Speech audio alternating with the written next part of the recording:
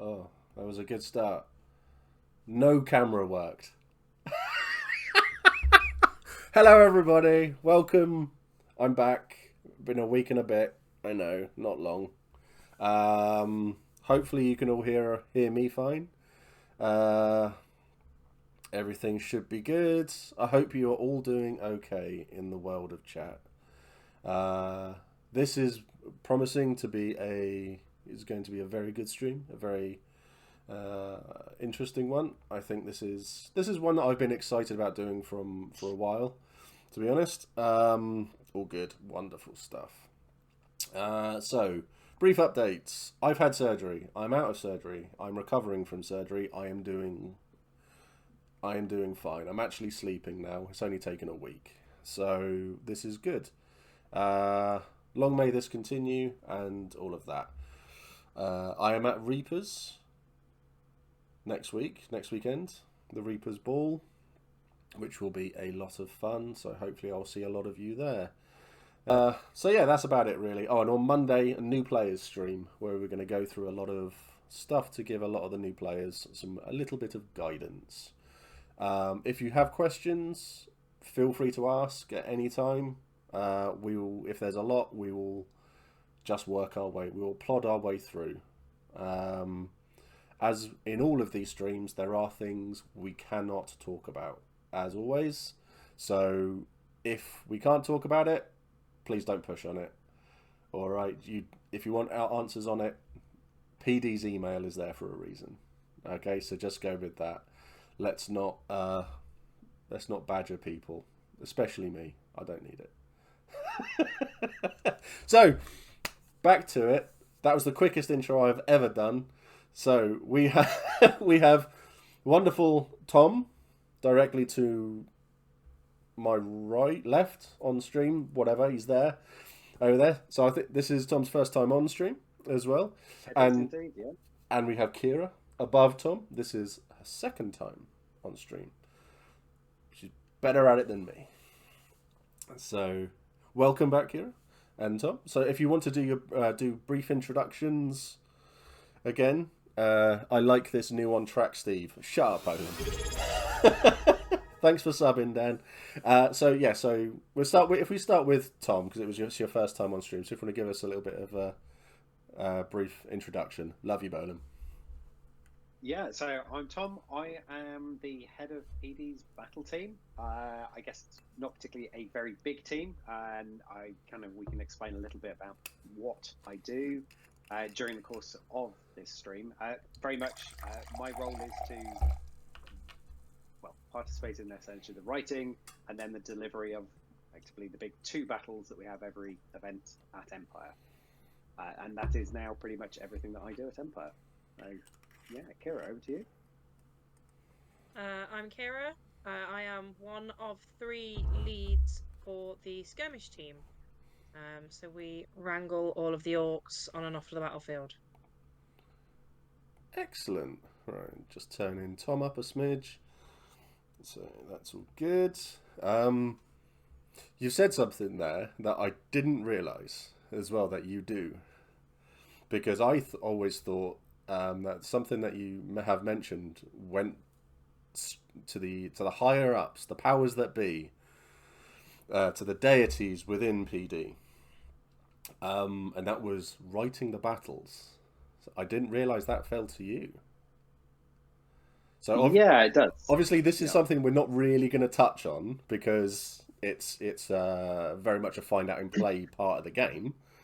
But I suppose if you can if you give us a brief overview and then we'll leave it alone. Yeah, so I guess lots of players will be aware of the Winds of War, kind of the campaign sort of climax that happens every 3 months within the game world, where all the armies end up fighting, sort of the outcomes of the massive campaign interactions. Out of that come several ideas that, along with the game team, I will work with them to kind of go, actually, there's some really interesting concepts for battles. So we may have that kind of massive kind of geographical conflict during the campaign where, we have 7 or 8 Imperial armies will face off against the equivalent barbarian counterparts. Obviously, when we come to the game time, it's not on that scale. We're a much smaller environment, despite the scale of Empire's game. There's hundreds and hundreds of people that we're dealing with at that point. It's not a kind of cinematic battle of thousands, but basically, I take those initial discussions, and it's working with people like Kira, with the ref team, with a couple of our other plot writers at times, just coming up with effectively the concept of those 4, maybe sometimes 5 battle opportunities that get presented to the military council. And very much my part of writing that as a plot, and there's a lots of work that we go through with the game team as we develop those ideas. They're not just let's scribble them down on a bit of paper, bang, that goes out. There's a lot of thought that goes into what you're doing as a player, where the monsters might be starting, what they're trying to achieve.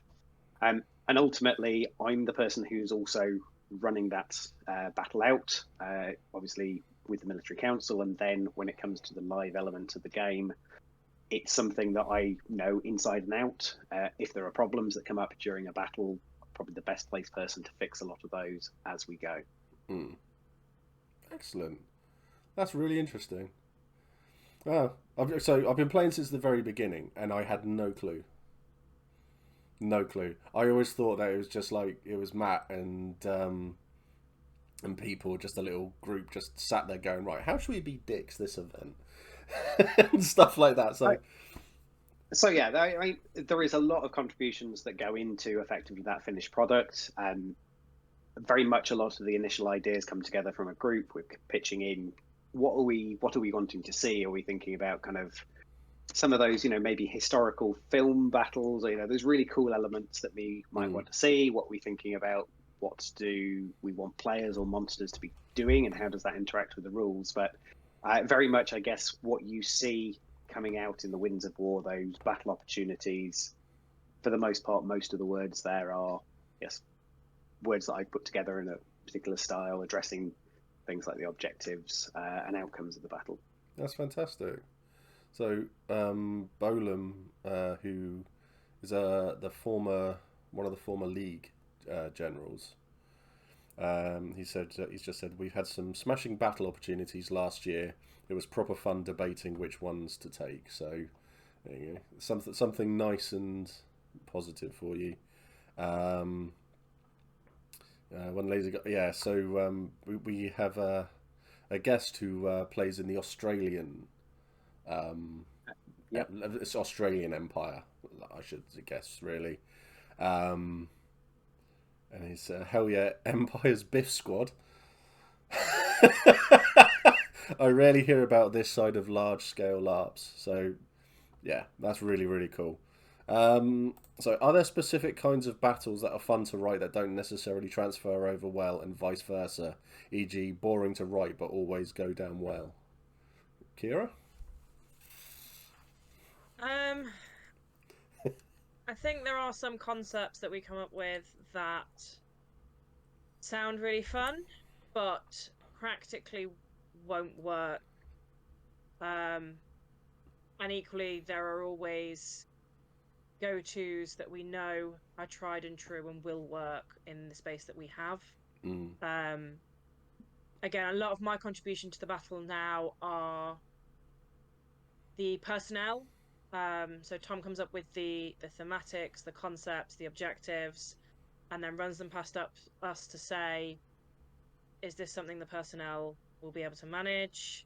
Is there any tweaks? But for battles specifically, that is quite a lot of Tom. So I think Tom should have a go at answering this as well. Yeah, so there are definitely, and as Kira said, there are things that we know we can't run. We're never going to run, Helm's Deep as a battle empire. We don't have that massive fortification. We don't have obviously skirmish team. We don't have player monsters to enable us to pull off that kind of unending wave of monsters that you might see in some sort of science fiction or fantasy movies. It's not 100 players versus 10,000 monsters. There are obviously, big constraints we have is the field and the woods that we have where we're currently located. There are certain things we just can't do within that space. We don't have lots and lots of nicely rolling hillsides that people can sort of skirmish over and help flank so much. So there are certainly elements like that. But yeah, generally, I think a lot of what we do that keeps battles interesting and different comes also from the interactions with the rules that we have in Empire. Obviously, the things like rituals, priest skills, and then again, battles that are do against different forces, different enemies. So there are probably some very simple, basic concepts that we might say you could think of maybe a capture the flag style mission that can work in many different, you could do that in an online kind of computer game. You can do that at kind of playground games. You get even board games with those elements, wargaming as well. We can translate that into a battle, but that battle is going to play really differently if you're fighting against the Jotun.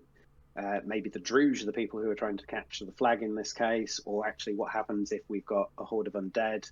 How does all of that change up? Actually, some of the elements of that battle are really similar, but how it plays out. And again, the other big thing is the nations of the Empire that take the field. That can really change how, what on paper could be a really similar battle to the one that we've run maybe the day before or a couple of events ago. But because the League are fighting and Wintermark aren't, actually, that really changes up how that battle will play out. Well, at least you know if Dawn are fighting, they're going to lose at least 3/4 of their number at the moment, because that seems to be the common theme. To anyone who plays in Dawn and is watching, I'm not sorry. Hey, please, I'm in Wintermark. We had the donut that we've had to put up with for so long. So I think it's about time we've passed that burden on to another nation. So, but I mean, I think that's quite an interesting one, because how does it make you feel then at the end of an event when you've got home, you've sat down, you're decompressing, and then you suddenly realise, oh shit, we had this nation go in and they lost 80 people in one battle, or they've gone in for a skirmish and they've lost everyone bar 2, or something like that. How do you sit there and go, sucks to be them, that worked a treat, or do you go, oh well, oh dear? Do you feel? I think Kira should answer this one first. I think you both should answer it. Kira, go Kira. I think we do a lot of debriefing. So we will think over everything that's happened. We will look at the things that went right, at the things that went wrong, and we will look how we can improve. Yeah. So one of the things we're always striving for is the experience of the players. But sometimes things are going to be really difficult, and sometimes they're going to be really easy. And as Tom said about the battles, we don't know who's going to go on a skirmish until they turn up at the gate. So we can't plan for that. So yeah, the plot writers and Tom try and write skirmishes and battles that they think are going to work, and then we analyse them afterwards. But personally, I don't necessarily feel guilty about it. I mean, the skirmish team turn up to do a job, and for as many times as players walk away having lost the majority, they've also got to think about the amount of times they turn up and wipe the field in a few minutes. So it goes both ways. That's a very good answer. It does. And I mean, I think I have been doing what I've been doing at Empire now for such a long time, and I would like to say I'm sort of numb in some ways to the emotion around it. I have played Empire Battles. It was a very long time ago, and I have lost a couple of characters. It's not great. I think there is lots that you can go into about sort of that, playing a character, losing a character. But also, I think from my side, what I am delivering, the battles, a lot of the combat at Empire, there is that risk, there is that peril. That's part of the game. That's why people, it's why we're running them, and it's why I'd like to think people are going on them. There is that risk. It's a dangerous thing. If we were going on, there was no risk, no chance of losing characters. It's like, well, okay, we could do that. It's not this game. But yeah, sometimes you think, yeah, actually, players came out of that really bad, lots of bloody noses. You think actually maybe there are characters there that I know as friends, people might have fallen. you think actually, there's a character there that I'm aware of as maybe been in the game for a long time or is well known, and you think, it's a bit of a loss to the game. But the flip side for me as well is a lot of that, that drives the game. Yeah. It's those big moments. It's, actually a hero of Wintermark has fallen, or actually, a group in the Brass Coast, that were a big part of one area of the game have suddenly sort of had catastrophic losses. That's kind of a really interesting real life kind of big news story within the world of Empire. And it's that thing that keeps the game exciting and interesting and moving forward. No, that's really good, because I think a lot can be put on people like worrying too much about hurting people's feelings and stuff like that. When at the end of the day, this is a game, and we're all heroes, and a lot of heroes die. I always say to everybody, when you come to LARP, you're doing that. You get the experience, but the thing that you walk away with is all the stories that you have done. I think that's the interesting positive, I think, out of your question for me is, yes, we're running encounters, we're running plots that could well result in characters, dying, being captured, cursed, whatever.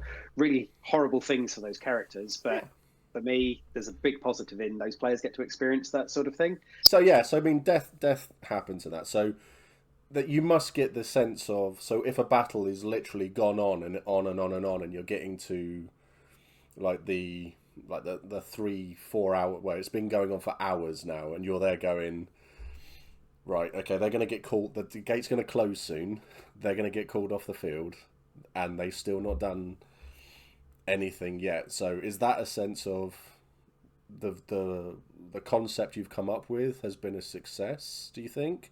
Or, in my opinion, are the players just a bit inept? Or is it a mixture of both? It's a hard one to answer. I mean, I think this stands for skirmishes as well as battles. We are not writing those encounters to be impossible. No. We're never going to say, go and actually bring us back a literal moon on the stick on this skirmish. But also, we are never going to give a skirmish or a battle opportunity which is just utterly so easy that you walk on the field, press a button that's 5 yards inside the Sentinel Gate, and you're done.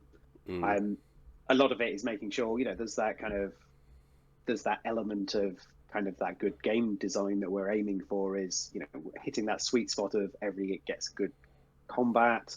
Stuff is happening before we get to maybe that narrative conclusion, but also it's trying to build in there, those opportunities that players could seize on to actually, suddenly a couple of Navarre managed to sneak around a flank of the battlefield. They're in the woods. No monster has seen them, and they can break through to where an objective is. And actually, suddenly, players can really turn a battle. And then, likewise, the other side, skirmish team, Kira leading the Orc forces. Maybe there's that moment on the battlefield where Kira thinks, I could break through that line straight through. We've divided the player forces. And then, maybe all hell breaks loose and you get a rout. It's those elements that are kind of not designed in, but are there and can happen. Okay, that's interesting. Is there anything you would like to put in a battle, but don't have the time, budget, space to do it? Take as long as you want on this one. If we go to Kira first, in this one. Or give a top 3. Can't really say specifics because I haven't really got any, but okay. I think one of the things the skirmish crew are really wanting to do is have more space so we can play the Druge better in a battle. So, as Tom's already touched on a couple of times, currently we only have the space and the woods and the field that we have, and with the increase in numbers over the last few years, it has become difficult to maneuver smaller skirmish forces around on that field. Yeah. And I'm sure the players feel the same, particularly the nations that skirmish more. It is difficult to be maneuverable on that field. And I think one of the things we would really like to do is be able to have that option. Okay. Do you... I mean, I suppose, considering my history in that, do you think it would Be good to do. I mean, do skirmish crew get like do weekends together and stuff like that? Where you could potentially do like a bit of training and drill and things. Do you think that would be something that would potentially help? I think one of the things, so we do occasionally, and a lot of our skirmish crew, whilst we don't all meet up regularly, there are large chunks of it that do. Okay. So a lot of us come from the Midlands, so we do meet up. There are meetups in there. Some people in the South will meet up. But when we are on a skirmish, we are portraying ourselves as the skirmish team. So you will be against the 80 to 100 of the skirmish team that are working together. When we are on a battle situation, you then add in 400 players, and it's the combination of us leading those players that sometimes breaks down a little bit. Yeah. And there is no way really to train that many people together. No. Okay. So it's just whoever's the loudest in those situations normally. Okay. Yeah. All right, Tom? Yeah, so stuff I'd love to do. I think there's a list as long as my arm, and if not longer. There's loads of, I think, historical battles or battles, you see in film that I think, it'd be great if we could do that. Some of those we just can't achieve due to how LARP works. Some of it really, as Kira mentioned, is just the limitations of the site. I would love to get as a really great kind of pitch battle where we could near enough get an entirety of both sides lined up in a massive big space of an open field. And we can really go at kind of looking at flanking, attacks, sort of pulling back, ordered retreats and things. So we have less of a trying to sort of break lines and sort of smash up a field really quickly. Something that might end up being a sort of slightly more slower, drawn out affair. But also some, I think, other interesting things of, we keep occasionally putting more monsters onto battlefields, or we're looking at kind of fortifications, stockades, sort of things. There's still lots of things, I think, as ideas that we can want to try, and we'll try again. I mean, I think I've seen in the chat somebody's mentioning the Grendel. That's going to really change up the battle opportunities that we potentially have coming forward in the year ahead of us, because we've got a different barbarian force to work with. So yeah, plenty of things, and I think those ideas will keep us in good battles for a very long time. Good. That's good to hear. I do love a good scrap.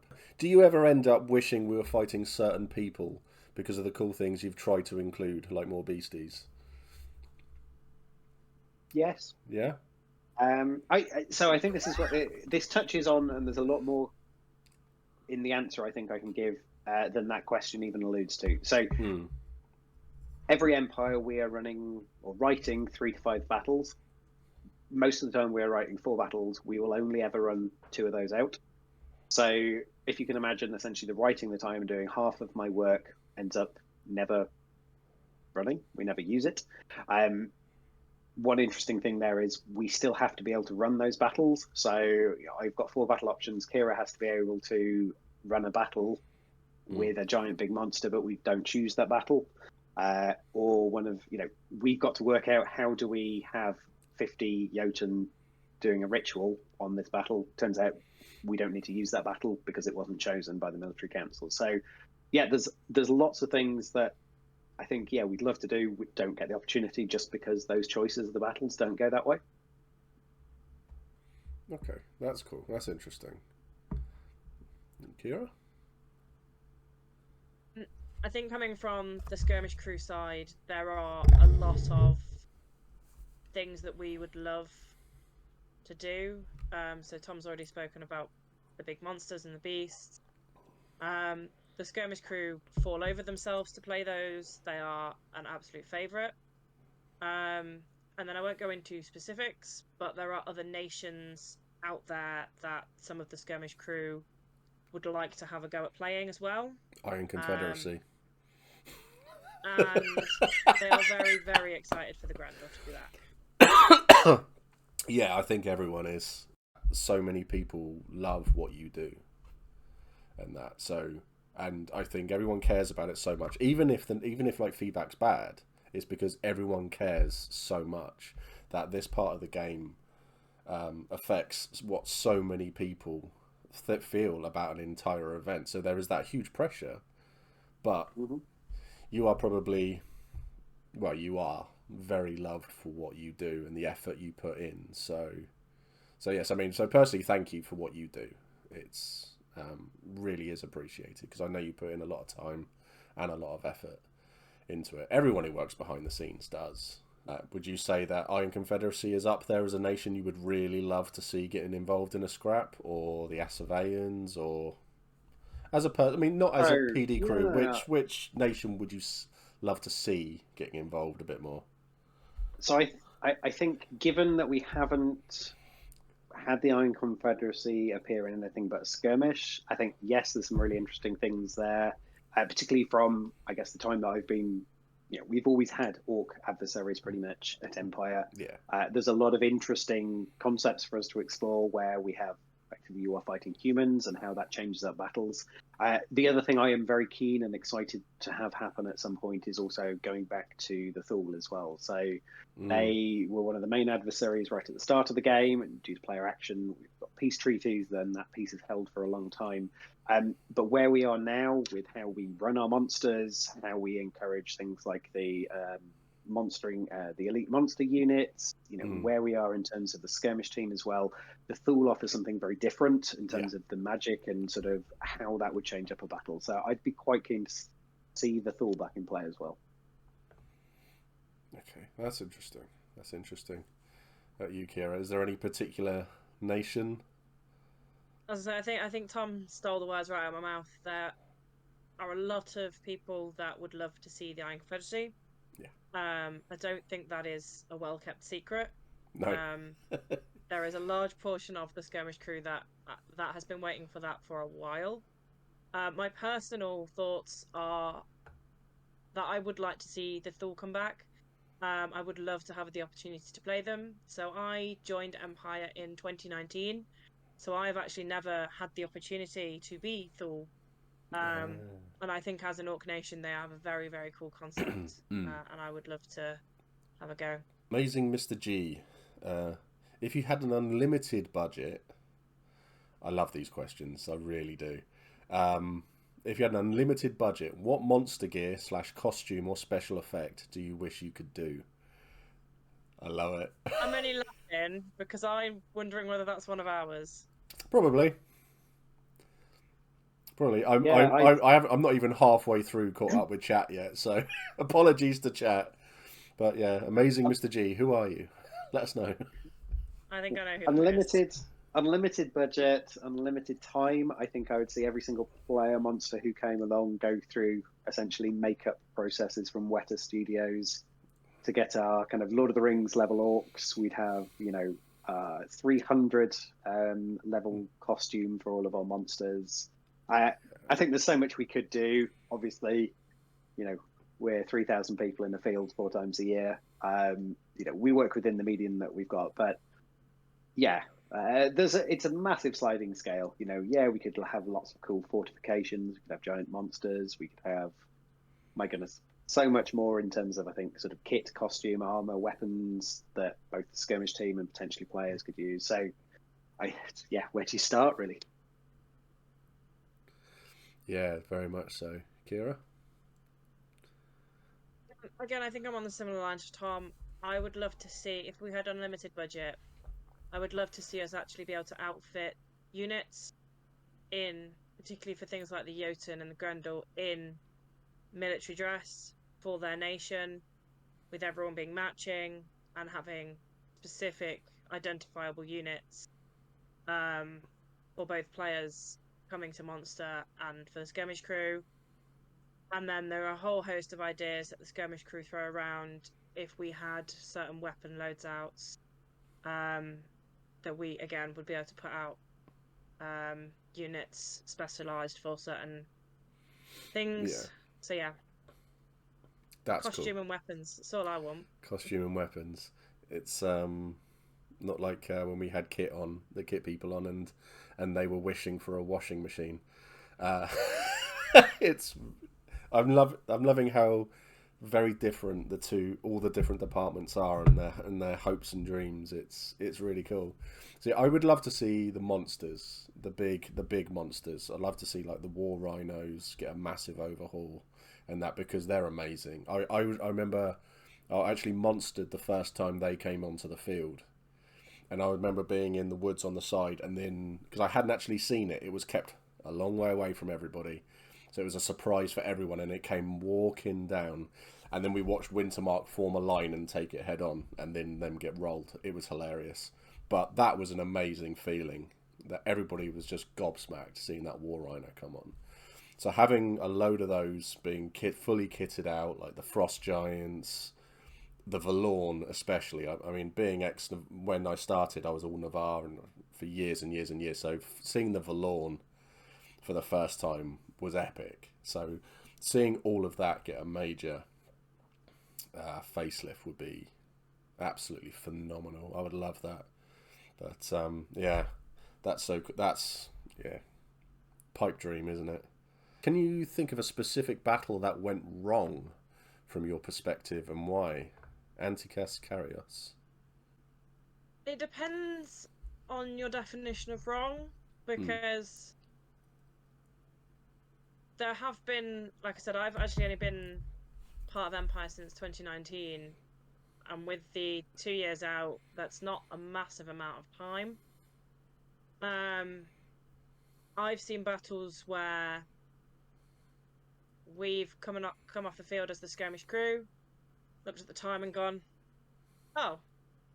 But there are also times where, and that can be for either side, so we've either been completely rolled over and the players have got their objective in 20 minutes, in and out, done. And there are other times where either the players haven't been quite fast enough, or they didn't get themselves organised enough, or we were just ever so slightly off on how we planned our objectives, and the skirmish crew and the player monsters have walked on the field on and off in 20 minutes. And to me, there are times when we would like to be able to do longer battles. I don't actually like it when either side wins in 20 minutes. Like, a good hour is where I like us to be at. Yeah. But yeah, I can't think of anything that's gone, touch wood, majorly wrong. There are battles, I think, that have not gone as we expected. I guess the 20-minute battles that Kira's alluded to, that they have just happened. And that's not necessarily through anyone's direct fault. We're dealing with, well over 1,000 people moving around. They are not just computer characters in a game. No. They are real people interacting in a massive environment, and things, essentially you get lots of emergent behavior that happens, and then there's nothing that Kira could do to control that as a battle. Refs, players can move, monsters can move in ways that just mean something doesn't happen. And then the other side is players will constantly surprise us as well. That's part of the game as well. A bunch of players suddenly whip out a ritual mid-battle, and suddenly, oh my goodness, the battle's completely changed for the monsters. Yes. Yeah. The big spells and stuff like that are often very interesting. Don't really see it too often, like a mass weakness or something like that coming from the orcs at all. It doesn't happen too often. I'd like to see more of it, I think. I'd love to see more of our stuff being thrown back in our face, I think. Okay. I think, because at the end of the day, if when people are fighting each other in war, it's very much, we'll learn your tactics, you'll learn ours, and you build up to a point where you're at the pinnacle of it all, where you know what they're going to do, they know what you're going to do, so you counter each other, and that will go with you'll know who the generals are, you'll know the magic they've got, the capabilities they've got.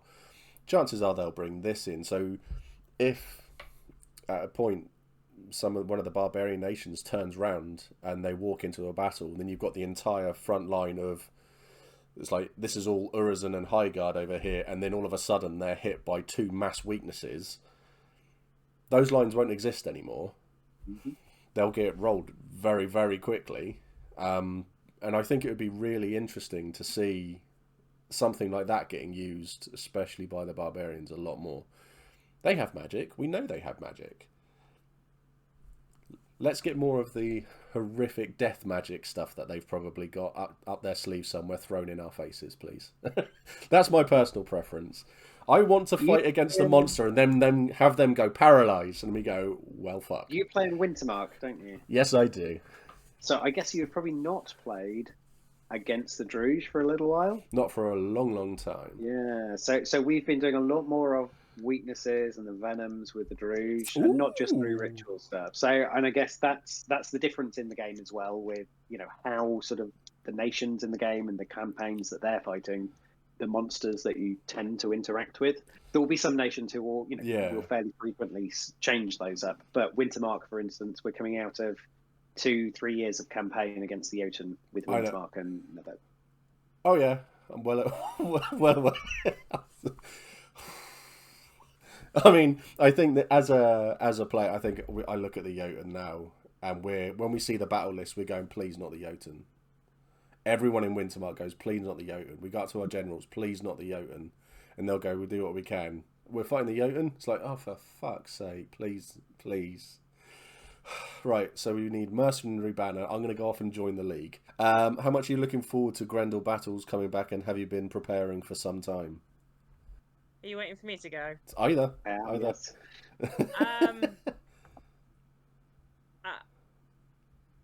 The Grendel are one of some of the skirmish team's favourites.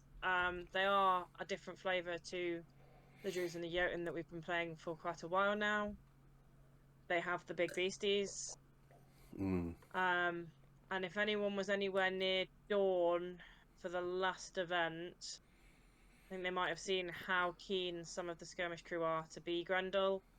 There was a tournament that went down in Dawn, and we had to almost turn some of the skirmish crew away, because otherwise you'd have had all 100 of us down there.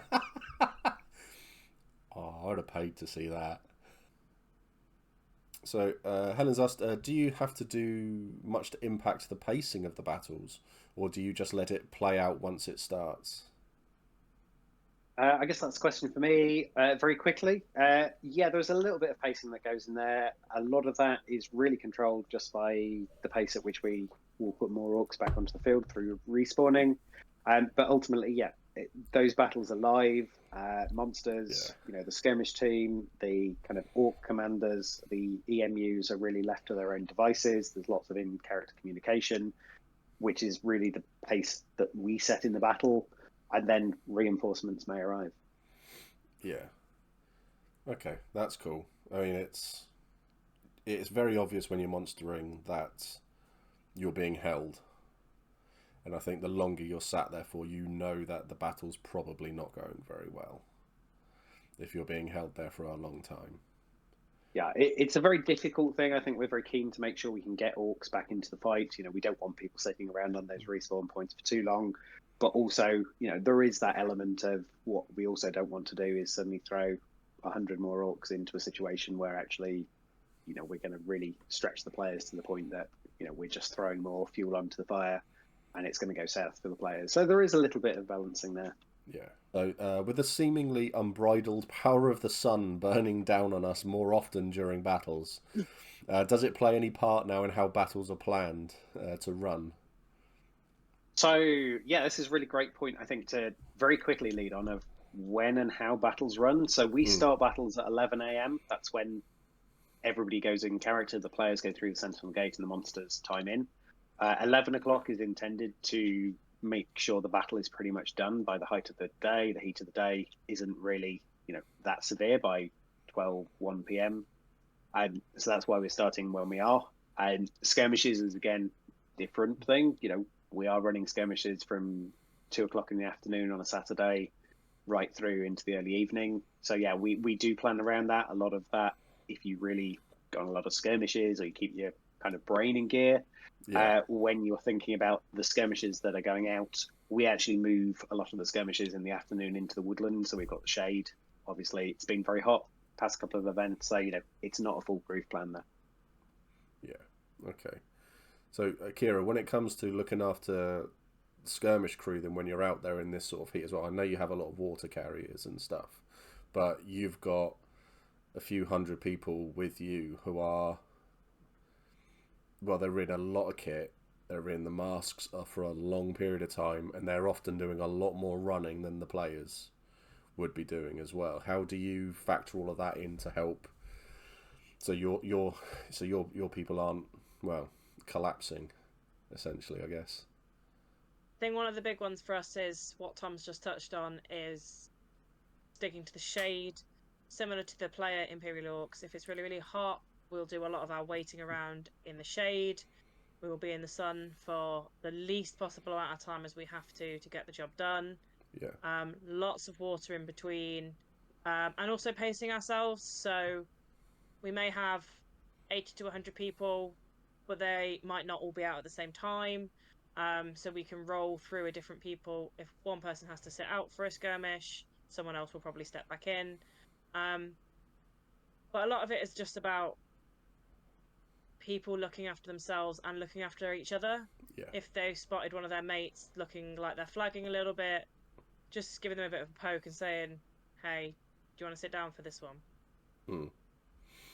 Yeah. I think the positives from it all as well is that we're all LARPers at the end of it as well. We're all human. And there have been numerous occasions when it has been so hot. So we've had the orcs that we've killed and we're stepping over. You've got people behind them and they look like they're really hot. So like the masks come up a little bit to try to get a bit of air into the skin. And we're giving, and like the Imperials are giving them water and things like that as well, just to keep everybody going. And it's happened on the other side as well. So I've seen you see it a lot where everybody's keeping each other going in the heat and in those sorts of situations. So it's just a wonderful community, the whole thing, when it comes together at the end of the day. So yeah, so to add on to the back of that, I have had stories of as well, when we are out on skirmishes and we have died and we're lying on the floor as an orc, there are some very kind Imperials out there who will come over to you and say, hey, get up, I'm dragging your body over here. And we have had players pile us up in the shade to get us out of the sun. So that's quite kind, and we do like that. yeah, it's just a decent thing to do at the end of the day. How do you, I mean, you've got a massive team. So I think the first things first, let's touch on cheating for about 4 or 5 seconds, and then we'll leave it behind. Because at the end of the day, we talked about this beforehand, and my opinion on it is, if you see someone doing something you don't think is right, there's a ref next to you probably, or nearby. Go and tell them. Don't call anyone out, because otherwise you're just going to piss off a lot of people. And that. So, do you two want to add to that at all? Don't cheat yourself. I think is if everybody did that, we wouldn't be having this conversation. Would be so. Perfect. Kira? I think you've both summed it up. There are refs in the game for a reason. Use them. Yeah, very, very much so. It's also, I think, just very quickly as well, it's also, do give people the benefit of the doubt. The Empire game mechanics mean that, if you think you're looking at Steve, the orc, who's fighting across from you, who's not fallen, you've hit him 10 times. There are plenty of ways for orcs, for players, to get lots and lots and lots of hits. That sometimes, you don't necessarily know how strong they are. So, do take situations as well with, some concern and consideration there. Yeah. Any questions about all of this stuff as well? PD have a wonderful email, admin@Profound Decisions. Okay, so give them a email as well to to clarify anything as well. So, yes. So, rules. This is the big thing. How do you then make sure that everyone who's going out, do you assume that everyone in skirmish, everyone in monsters, they already have a very basic and brief understanding of all the rules? Because I'd hope so. See, I don't mind taking some of this one to start. So when people join our skirmish crew, we like them to have experience, if not of Empire, at least of LARP itself. And part of our terms and conditions of joining are that you know the rules, learn the rules before you come to your first event. The skirmish crew do go out on a Friday afternoon, same as a lot of the players do, and we do our own pre-event training. So that is, if people are a little bit rusty, particularly at E1, then we can just remind ourselves, remind each other of the rules. And again, it comes back to what I said earlier. It's about checking in with yourself and with your friends around you. If someone has misunderstood something or just forgotten something, it's just giving them a reminder in a very nice way.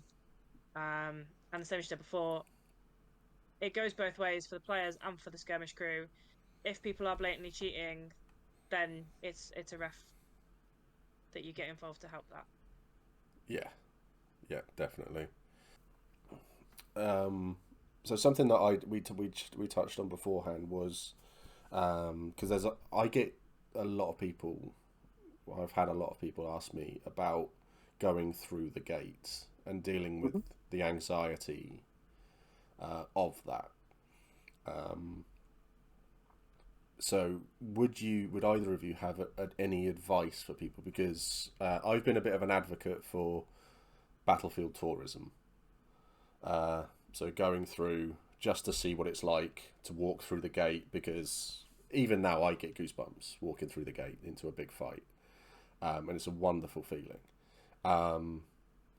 But I've always suggested, if you're going to go through, just walk through and then see what's going on, see how it all sets up, and then leave, basically, just so it's that first initial step.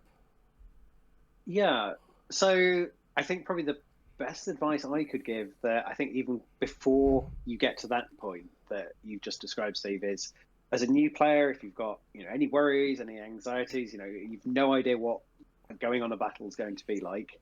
First thing, get yourself along to the new player skirmishes on the Friday afternoon. That's an opportunity to just have a bit of a LARP fight. There are lots of players who help out there. There's the referees who go along, and it's just an opportunity to see what it's like being in that swirling melee, people shouting and screaming around you. You're getting bopped with a LARP weapon. That's a great first thing. And they're not massive. There's maybe 100 people or so. The other thing after that I'd recommend is come and monster a battle. Come and join Kira, the skirmish team, and all the other player monsters. Then you don't have to actually be there as your character trying to role play through the experience as well. Yes, you're an orc. You can try and role play as that orc, but it's a great way to actually get there. You've got some anonymity. You don't have to worry about losing your character. Get in there, see what it's like in that fight, and if it's not for you, it's not for you. We'll more than happily, get you off the field. You can then dekit and you can go back to playing. Nice and simple. That I think is kind of that first experience. Is do try monstering a battle. Yeah, monstering is great fun. I always try to go to the new player skirmish every year or every event because I enjoy having a scrap. But E2 this year, I will actually be going to the new player skirmish because it's going to have been a long time since I've had a proper scrap. So I'll have to let people know that I'm doing it because I have turned up before and they've just looked at me and gone, seriously? And I'm just like, go away. So so I will actually be doing that because it's sensible to do. Learn all the calls again, learn what everything does, because I guess that's what they do in those new player skirmishes then, isn't it? They are very focused on, this is what strike down does, this is what cleave does, this is what repel does, all the magic calls as well, and everything. This is your bleed out. So that's wonderful. That's really, really cool. So one of the best questions that we've had, that we normally get with all of these, is what's the most abiding memory that you have doing the role that you do? So Kira.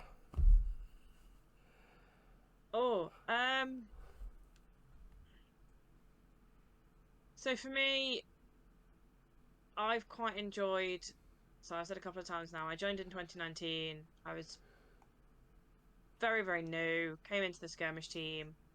And one of my favorite things is the skirmish team is like a big extended family. We all turn up. We're there to do a job, and we're all there to do that job together. And I think in terms of, it's difficult. I think I spoke a lot last time I was on your stream about some of the moments being on the battlefield and a skirmish or battle that have been my favorites. But I think for me, doing the role that I do now over the last year, to me, the actual favorites that I've seen is off the field, so it's something the players won't see. Yeah. And that is watching the skirmish team grow, and also adapt. As Tom said, we've had a lot of new things that we've tried. Some have worked, some haven't. But no matter what we've asked the skirmish team to try and do, they will do it with everything they've got. Yeah, that's awesome. Because that's exactly what I was hoping for. Because I remember the last time you were giving specific stories in battle, and now as a boss, it's really good. People who do this role, because you're all volunteers, don't get enough credit, don't get enough love, and skirmish crew should be at the top of the list, I think, for a lot of love given, because they come out of this battered and bruised every single season, and then they're back again. It's so wonderful people, absolutely wonderful people.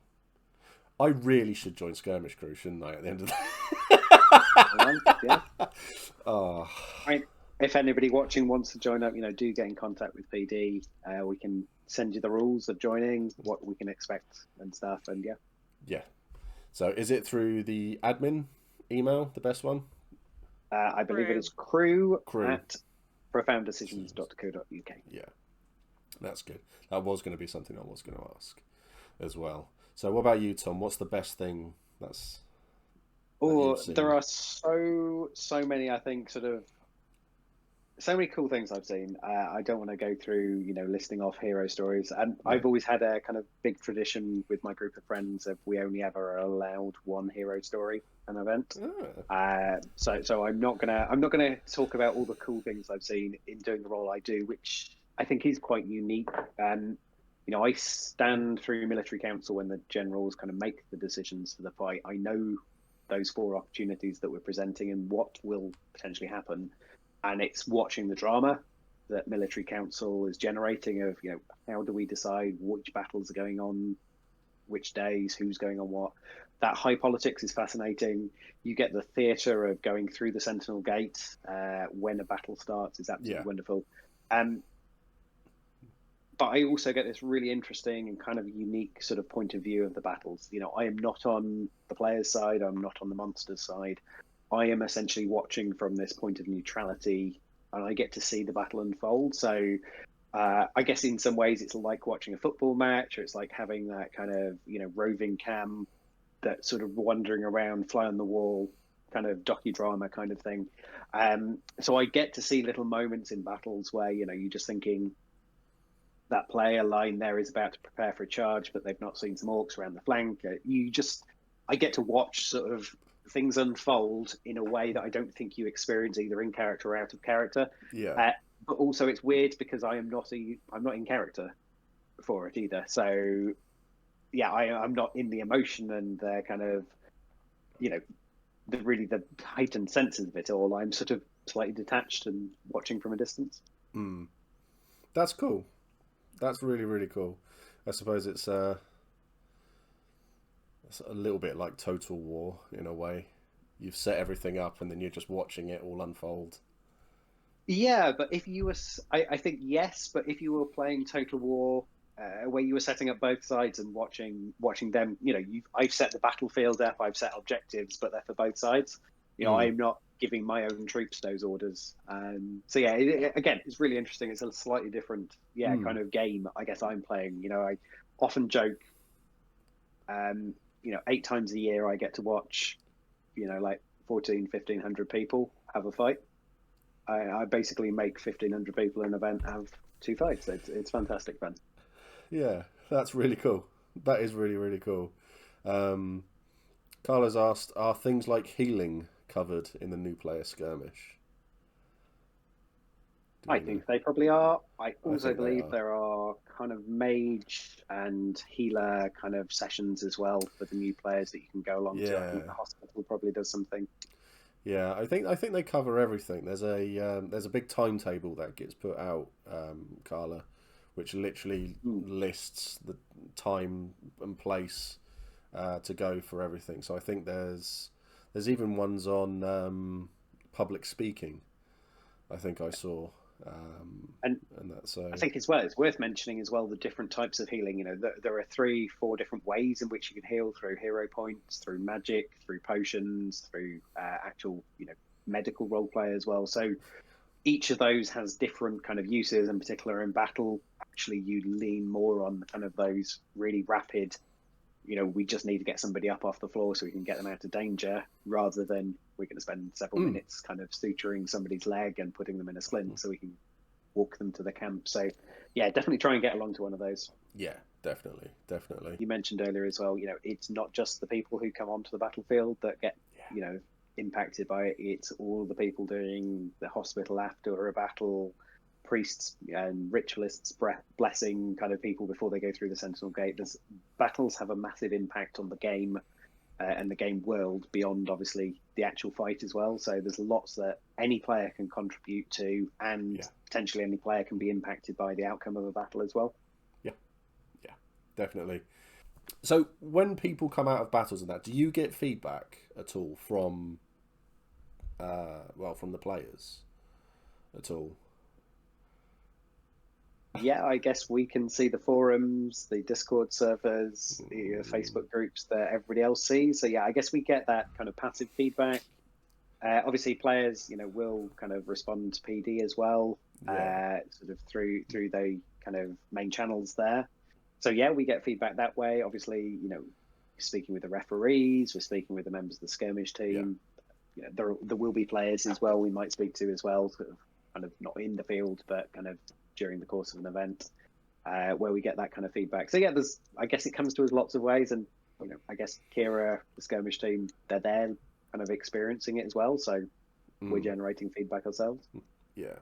So is there a preferred way, would you say, then to receive feedback? Because I mean, what you say, seeing it on like Facebook, Discord, forums, and stuff like that.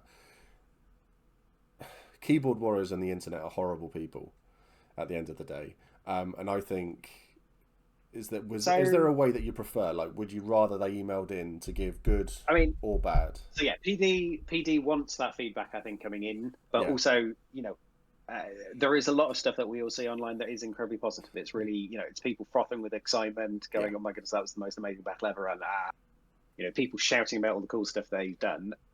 Seeing that, is that's brilliant, because that means what Kira's doing in character with the skirmish team, what I'm writing, what our refs are supporting in terms of maybe helping players cast rituals, or that means everything's working.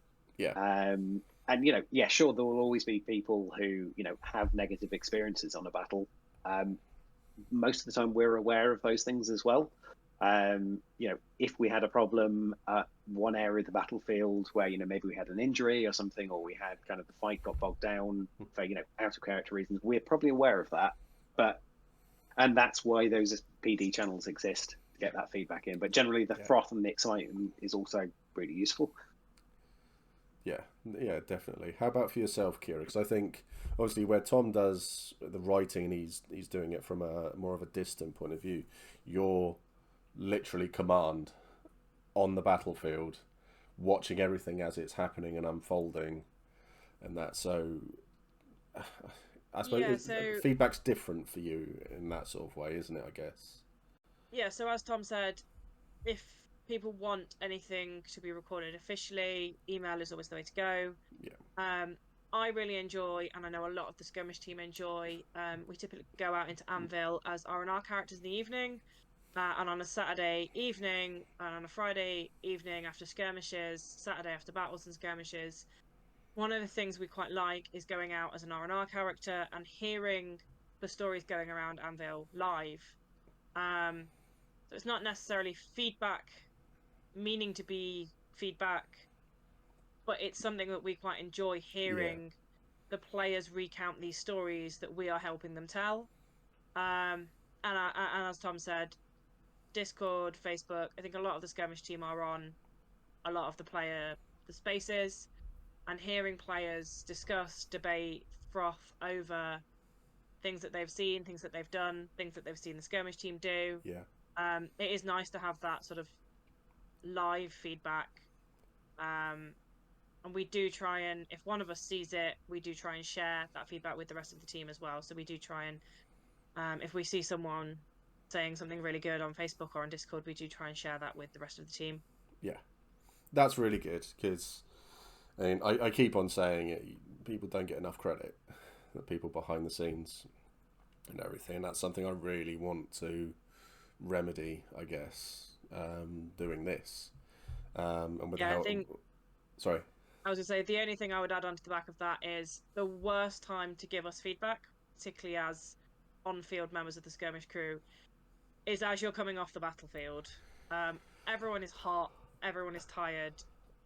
What you've just told us will be forgotten. Yeah.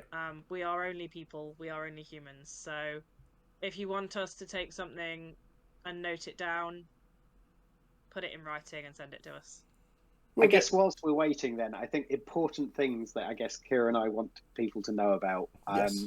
Monstering, getting ready, happens Saturday and Sunday mornings between 9:30 and 10:30. Please don't come to Monster after 10:30. We need you there before 10:30. Players, I think generally that all happens in character between 10 and 11. And importantly, the battle starts at 11 a.m. That's when the Sentinel Gate essentially opens and players can go through. So that's the time that everything kicks off. So make sure you're there. Yeah. I think the one from me that I would say, we've said it before and it becomes a little bit of a joke, but I want to compliment the Military Council on making some swift decisions this year. It's taken less than 4 hours. Oh no, we keep it. It's kept to 2 hours now. Is it kept to 2 hours now? Oh, that changed. But I haven't been. Yeah. I think I went at E2 when I had a fight. They have longer meetings else throughout the rest of the weekend, but the important one is under 2 hours now. Oh, that's good. Oh, I might start going back to it then. No. Okay, this is a quick one. Do you both prefer battles or skirmishes? Battles. I think I actually prefer skirmishes. And this goes back to it purely goes back to what was said earlier about space. The skirmish crew can do so much more when we are 80 people in the entirety of the woods than we can with 700 people on that field. And I also like the variety. So in a 2 hour gap, we can do 4 to 6 different things. Whereas, where I said earlier, I do like battles and I like them to go on for an hour at least. Sometimes it does get a little bit tiring when not a lot is moving. It's the same thing. You're going in and out, back and forth, left to right. So yeah, I prefer skirmishes, I think. Okay, that's cool.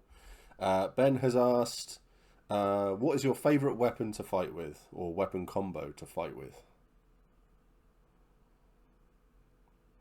I'll take that one then. Or both? I have always, particularly at Empire, always favoured the ambi loadout. So I would typically be seen with 2 axes or an axe and sword. Nice. Same here. Tom? Yeah. So I have not played in Empire for a very long time. When I was playing, shield and axe.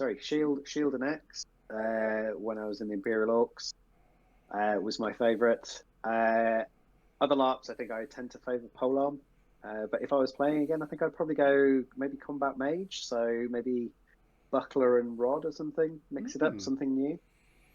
That's interesting. Yeah. So I know someone emailed in to ask if they were able to fight with a one-handed spear and a shield, and the reply was, yes, you can. well, the reply was, why would you want to?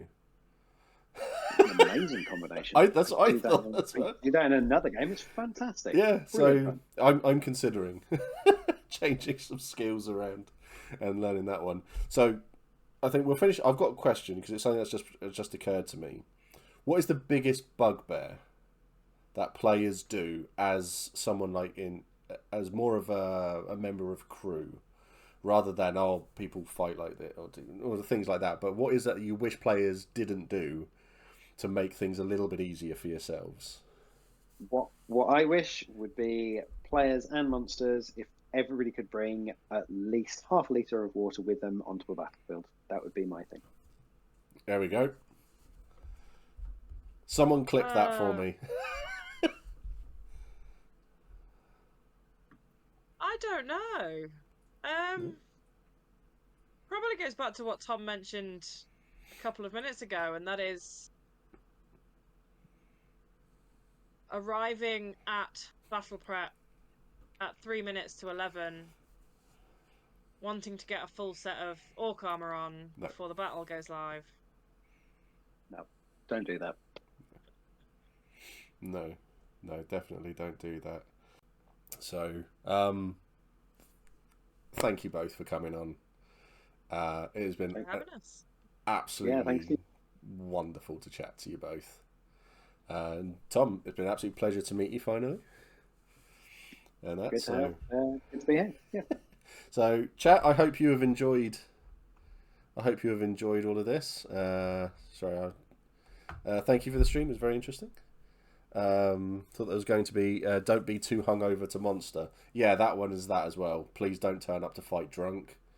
And yeah, definitely, if you are hanging out your ass, well, probably don't monster. Well, probably don't even turn up to a fight because it's still in your system. Yeah, don't be a dick. I think that's the best thing to take from it. Don't be a dick. That's my take from it all. Yeah, thank you so much for coming on. And if Claire's watching, thank you so much for sorting all these out for me. It's been wonderful to get all these behind the scenes done to find out everything that goes on. And it's been really, really good. So thank you everyone for watching. Look after yourselves. We'll see you all on Monday for a new player stream. Might just be me, might be with people on it. Who knows? Don't know yet. See you all in the field, I guess, in only a couple of months' time, isn't it? So. Oh my god, yeah. So what February? Yeah. I believe April. It's 84-ish days. 84 days. Yeah. I might need to get my kit sorted.